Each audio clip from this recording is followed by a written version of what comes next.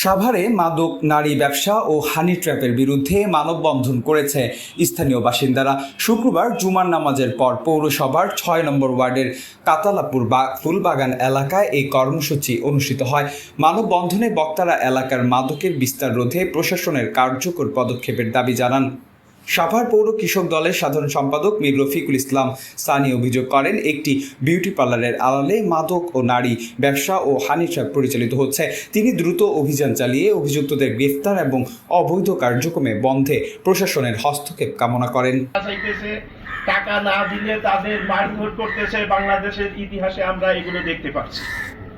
তা আমাদের সমাজ কথাগুলো বলছে মাশাআল্লাহ, ইমাম মানে নেতা, ইমাম মানে নেতা, ইমাম সাহেব জগা দিয়ে আমাদের সকলে ময়দানে ঝাঁপিয়ে পড়তে হবে।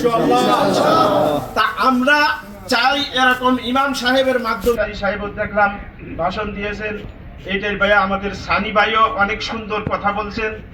আমিও চাই হয়ে যায় তা দুনিয়াতেই আমার জন্য জান্নাত। আমার সন্তানের সুনাম যদি চতুর্দিক দিয়ে আসে যে আপনার সন্তান নামাজ পড়ে, আপনার সন্তান ভালো খেলাধুলা করে, আমার দুনিয়াতেই আমার জন্য জান্নাত।